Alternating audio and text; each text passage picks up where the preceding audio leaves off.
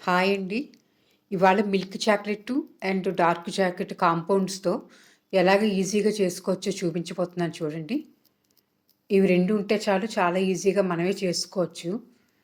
ఇదిగో నేను లూయిట్ కంపెనీవి milk compound, dark compound చెరో అర కేజీ తీసుకున్నాను. అయితే అంత చేయటం లేదులెండి.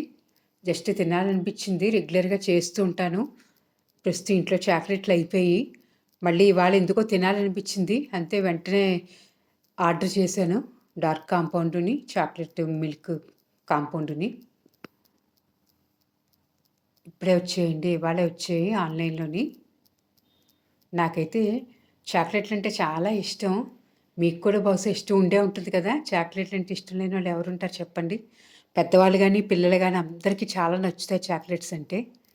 బయటైతే తీసుకున్నయి మనం ఎప్పుడు షాపుల్లోని, ఆన్‌లైన్‌లో తీసుకున్నవి ఎక్కడ పడితే అక్కడ తింటూనే ఉంటాం చాక్లెట్స్. కానీ అవే చాక్లెట్‌లు మనం ఈజీగా ఇంట్లోనే చేసుకోవచ్చు. రకరకాల కాంబినేషన్‌లో చేసుకోవచ్చండి.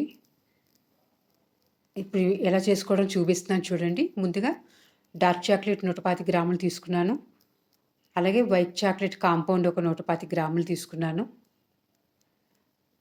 తీసుకొని కొంచెం తరుక్కోవాలండి ముక్కల కింద. అలా అయితే ఈజీగా మనకి మెల్ట్ అవుతుంది. చెరో 125 గ్రాములు తీసుకున్నాను. వీటిని డబుల్ బాయిలింగ్ పద్ధతిలో మనం మెల్ట్ చేయాలి. దానికోసం ఏదైనా పాత్రలోని ఒక 2 గ్లాసులు నీళ్ళేసి మరిగించాలండి.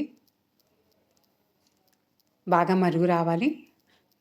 ఈ లోపల డ్రై ఫ్రూట్స్‌ని వేద్దాం అనుకుంటున్నాను నేను.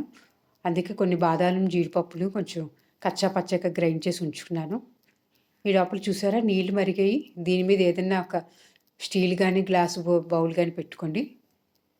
అందులో మనం ఇందాక తురుముకున్న డార్క్ చాక్లెట్ కాంపౌండు, అలాగే మిల్క్ చాక్లెట్ కాంపౌండ్ కూడా వేసుకోవాలి. ఇంకా బాగా సిల్కీగా బాగా అవ్వాలంటే కావాలంటే 2 స్పూన్లు బటర్ గానీ, అలాగే వర్జిన్ కోకోనట్ ఆయిల్ గానీ 2, 3 స్పూన్లు వేసుకోవచ్చండి. అప్పుడు ఇంకా బాగా మెల్ట్ అవుతుంది వేగంగాని. తొందరగా అలాగే సిల్కీగా కూడా షైనింగ్ వస్తది.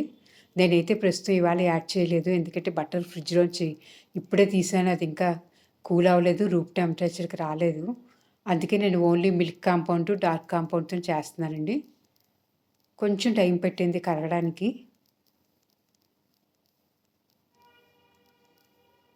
ఇలా మెల్లగా కలుపుకుంటూ బాగా మెల్ట్ అవ్వనివ్వాలి.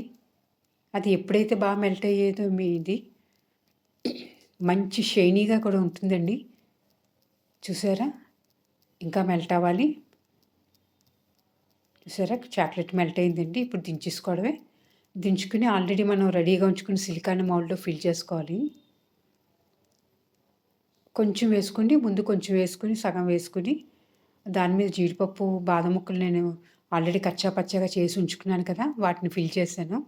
వాటిని మధ్యలో వేశాను. అలాగే పైన మళ్ళీ చాక్లెట్ మిక్చర్‌తో మళ్ళీ క్లోజ్ చేశానండి. కొంచెం సర్దుకోవాలి. పైన లేకుండా క్లీన్‌గా ఉండేలాగా చూసుకోవాలి. అన్నీ కరెక్ట్‌గా ఫిల్ అయ్యేలా చూసుకోవాలి. తర్వాత అంతా అయిపోయాక కంప్లీట్ అయింది చూసారా? 3, 4 సార్లు ట్యాప్ చేయాలండి. అప్పుడే కరెక్ట్‌గా ఉంటుంది. లోపలంతా కూడా పడుతుంది.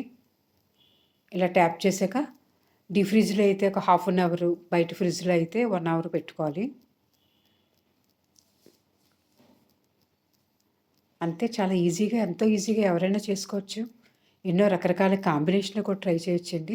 చూసారా? హాఫ్ అన్ అవర్ డీప్ ఫ్రిడ్జ్‌లో పెట్టాక నేను తీస్తున్నాను. డీమోల్డింగ్ చేశాను చూడండి ఎంత బాగా వచ్చాయో చాక్లెట్స్.